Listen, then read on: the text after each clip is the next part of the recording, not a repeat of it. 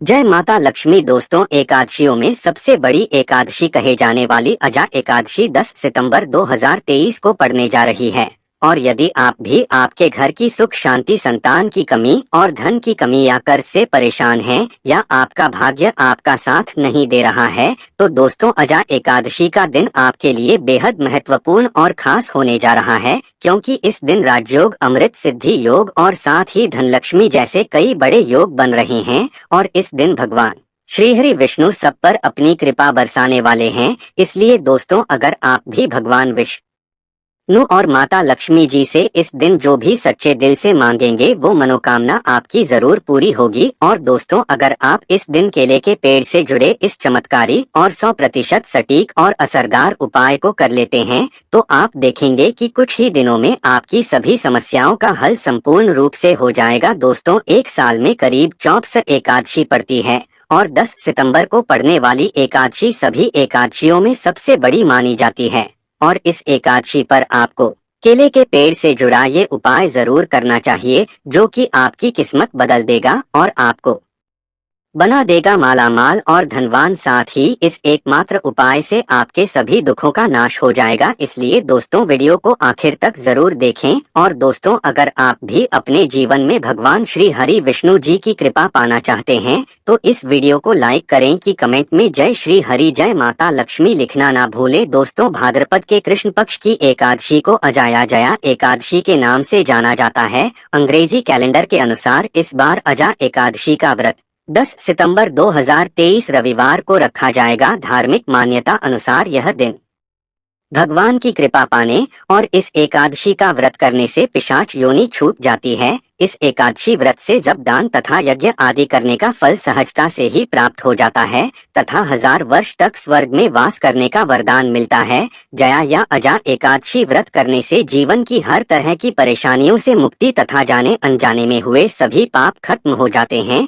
यह एकादशी व्रत मोक्ष मिलता है तथा दोबारा मनुष्य जन्म नहीं लेना पड़ता, अर्थ इसे अजा एकादशी भी कहा जाता है। तो आइए दोस्तों, बात करते हैं आजा एकादशी के दिन केले के पेड़ से जुड़े उपायों के बारे में, जो आपकी किस्मत चमका देंगे। दोस्तों, केले के पौधे की पूजा से बृहस्पति देव प्रसन्न होते हैं। तो अगर आप एकादशी के दिन केले के पौधे की जड़ में चंदन की कुछ ढालियां डाल दें, जैसे चंदन के वृक्ष की डलियां यानी चंदन की छोटी छोटी लकड़ी जो होती है, उसका भी प्रयोग कर सकते हैं। आप 9 डलियां लेकर अगर पीले धागे में बांधकर केले के पौधे में अर्पित करते हैं, वह धागे आपको तने में बांध देने होते हैं। इससे आपके जीवन में धन का आगमन होता है, व्यापार में वृद्धि होती है, आपकी आय में वृद्धि होती है। अगर आप ये उपाय करते हैं तो धन का आगमन आपके जीवन में बना रहता है। तो ये गुरुवार के दिन करना है। सुबह के समय पहले आप स्नान इत्यादि करने के बाद जल अर्पित कर दीजिए और उसके बाद 9 छोटी छोटी डलियां जो चंदन की लकड़ी की हो तो बहुत अच्छी बात है। अगर आपके पास चंदन की डली उपलब्ध ना हो तो आप गोपी चंदन भी 9 टुकड़े 9 धागों में बांधकर टांग सकते हैं। यह आपके मन की सभी कामनाएं पूर्ण कर देता है। दोस्तों, एकादशी के दिन केले की जड़ में पानी के साथ अगर हल्दी चढ़ाई जाए, जैसे थोड़ा सा जल लीजिए और उसमें थोड़ी सी हल्दी डाल लिए, और यह अगर आप जड़ में अर्पित करते हैं ओम ब्रीं बृहस्पतिये नम इस मंत्र के जप के साथ, तो आपका भाग्य तेज होता है।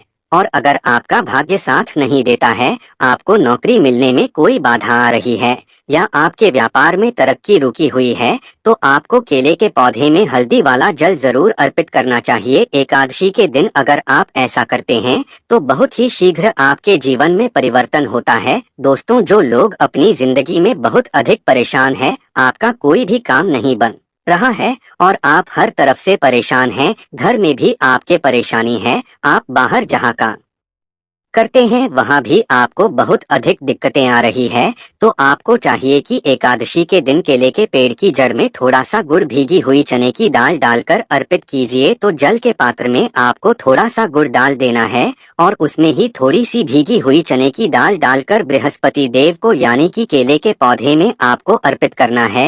ये आप कुछ बृहस्पतिवार ही करेंगे तो बृहस्पति भगवान जी की कृपा आप पर होगी और आपके जीवन में जो भी काम आपके नहीं पूरे हो रहे थे, वह सभी काम पूरे होने लग जाते हैं। अगर आप किसी नए काम की शुरुआत करने जा रहे हैं, कोई नया व्यापार शुरू करने जा रहे हैं, शिक्षा शुरू करने जा रहे हैं, या फिर आप कोई भी ऐसा काम करना चाहते हैं जिससे आप चाहते हैं कि कोई रुकावट ना आए, बहुत ही शीघ्र पूर्ण हो जाए, तो आपको चाहिए कि एकादशी के दिन केले के पेड़ में जल के साथ थोड़ी सी चीनी मिलाकर अर्पित कीजिए। तो पात्र में ही आपको चीनी डाल देनी है और भगवान बृहस्पति देव का मंत्र बोलते हुए वह आपको अर्पित करनी है, या फिर ओम नमो भगवते वासुदेवाय नम इस मंत्र के जाप के साथ भी आप यह जल अर्पित कर सकते हैं। यदि आपकी जिंदगी में बहुत अधिक मुश्किलें हैं, मतलब आप समस्याओं से घिरे हुए हैं, कर्ज से घिरे हुए हैं, मांगलिक कार्य आपके घर में रुके हुए हो, किसी भी प्रकार का शुभ कार्य आपके जीवन में नहीं हो रहा है,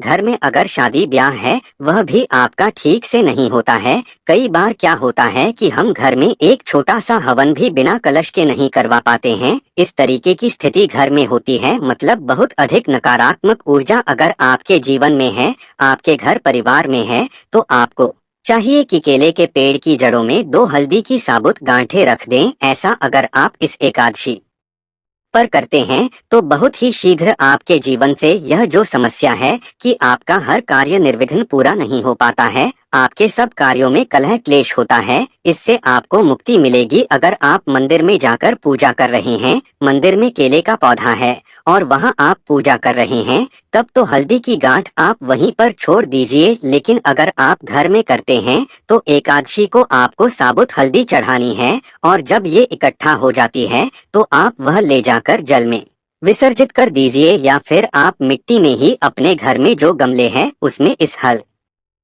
की गांठ को दबा सकते हैं। दोस्तों, अगर आप धन के अभाव में परेशान हैं या आप बहुत अधिक अमीर बनना चाहते हैं, धन किसको नहीं चाहिए, धन तो सबको चाहिए। आप कितने भी धनवान हो फिर भी ऐसा लगता है कि धन की अभी और भी कमी है। अगर आप धनवान बनना चाहते हैं तो एकादशी के दिन केले की जड़ में 1 रुपए का सिक्का आपको दबा देना है, उसी के अंदर जो पौधे का गमला है उसके अंदर ही आपको 1 रुपए का सिक्का डाल देना है। ऐसा करने से माता लक्ष्मी प्रसन्न हो जाती है और श्रीहरि विष्णु का स्वरूप ही माना जाता है केले के पौधे को। तो ये उपाय अगर आप अपने घर में करते हैं तो बहुत अच्छा होगा, या फिर जहाँ भी, जैसे अगर हम मंदिर में भी जाकर करते हैं तो 1 रुपए का सिक्का या 5 या 10 रुपए का जो भी आपके पास सिक्के के स्वरूप में जो पैसे होते हैं वही आपको मिट्टी में दबाने हैं। तो ध्यान यही रखना है कि कोई आपको उस मिट्टी में सिक्का डालते हुए देखे नहीं, क्योंकि कई बार क्या होता है आप सिक्का चढ़ाकर आए, किसी और ने उसे निकाल दिया तो इसका भी फल नहीं मिलता है।